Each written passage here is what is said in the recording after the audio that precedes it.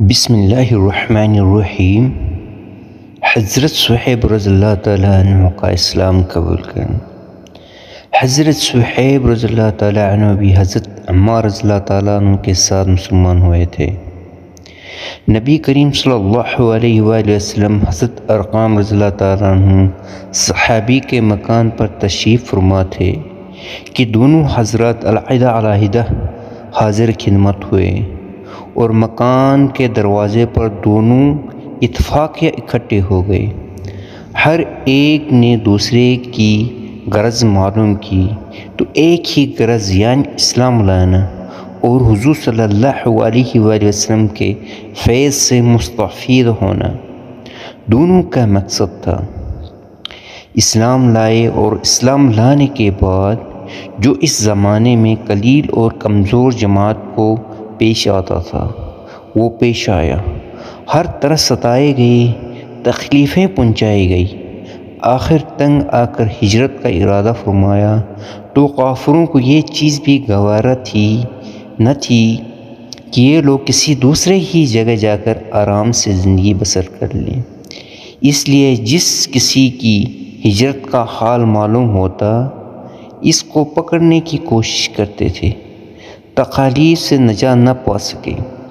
چنانچہ ان کا بھی پیچھا کیا گیا اور ایک جماعت ان کو پکڑنے کے لیے گئی۔ انہوں نے اپنا ترکش سنبھالا جس میں تیر تھے اور ان لوگوں سے کہا کہ دیکھو، تمہیں معلوم ہے کہ میں تم سب سے زیادہ تیر انداز ہوں، اتنے ایک ہی تیر میرے پاس باقی رہے گا تو تم لوگ مجھ تک نہیں آ سکو گے، اور جب ایک بھی تیر نہ رہے گا تو میں اپنی تلوار سے مقابلہ کروں گا، یہاں تک کہ تلوار بھی میرے ہاتھ میں رہے، اس کے بعد جو تم سے ہو سکے کرنا۔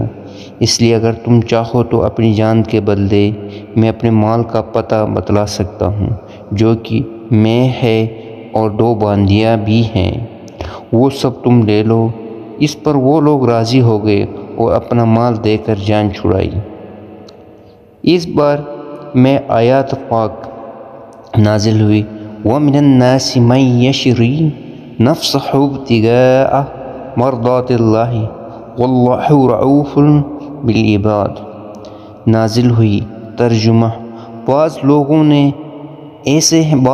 ایسے ہیں جو اللہ کی رضا کے واسطے اپنی جان کو خرید لیتے ہیں اور اللہ تعالیٰ بندوں پر مہربان ہے۔ حضور صلی اللہ علیہ وآلہ وسلم اس وقت قباء میں تشریف فرما تھے۔ صورت دیکھ کر ارشاد فرمایا کہ نفع کی تجارت کی۔ صہیب رضی اللہ تعالیٰ عنہ کہتے ہیں کہ حضور صلی اللہ علیہ وآلہ وسلم اس وقت کھجور نوش فرما رہے تھے اور میری آنکھ دکھ رہی تھی، میں بھی ساتھ کھانے لگا۔ حضور صلی اللہ علیہ وآلہ وسلم نے فرمایا، آنکھ تو دکھ رہی ہے اور کھجوریں کھاتے ہو؟ میں نے عرض کیا کہ حضور، اس آنکھ کی طرف سے کھاتا ہوں جو تندرست ہے۔ حضور صلی اللہ علیہ وسلم یہ جواب سن کر ہنس پڑے۔ حضرت صہیب رضی اللہ تعالیٰ عنہ بڑے ہی خرچ کرنے والے تھے، حتیٰ کہ حضرت عمر رضی اللہ تعالیٰ عنہ نے ان سے فرمایا کہ تم فضول خرچی کرتے ہو۔ انہوں نے عرض کیا کہ ناحق کہیں خرچ نہیں کرتا۔ حضرت عمر رضی اللہ تعالیٰ عنہ کا جب وصال ہونے لگا تو انہی کو جنازے کی نماز پڑھانے کی وصیت فرمائی تھی۔